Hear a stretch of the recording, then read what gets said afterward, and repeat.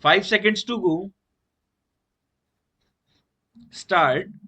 The threats as spelled out in the report of the ministry are mainly from the north and west, and as far as they go, they are right. As far as the threat from the west is concerned, it is more positive.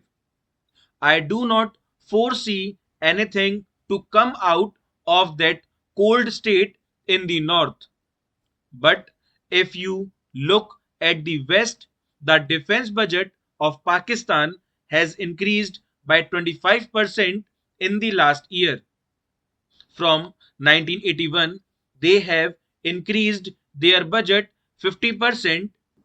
They have raised 3 infantry divisions and 1 armored division. Not only that, they say that Pakistan will settle outstanding differences with India from a position of strength. We, on the other hand, have the same commitments as we had before 1971. That should be an indication to those who understand this matter that our commitments remain the same. Our ratio of forces on the western sector necessarily has not improved as one would like them to do. Together with this, the leadership of Pakistan is known for diverting the attention of their people from the various troubles that they have inside their country and creating tensions along the western border, which concerns us. We have had the sad experience of having 3 major wars in the last 40 years. The increase in the Air Force of Pakistan has also to be noted. It is no good just not giving any importance to the idea that they do not have an industrial base and therefore it does not constitute any threat to us. I beg to remind the House that initially and basically they and we are from the same race, from the same stock, possessing the same skill and the same resourcefulness. So one should not underestimate the capacity that they have for doing all this.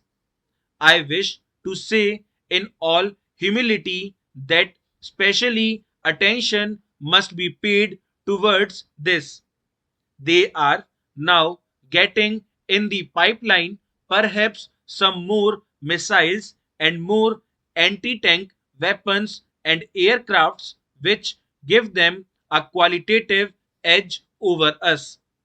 Now, the other factor that needs to be taken into account is China's own way of thinking, compelled by its own national security angles. It has left its old narrow position and has now gone into a lot of technical and technological cooperation with the Western countries.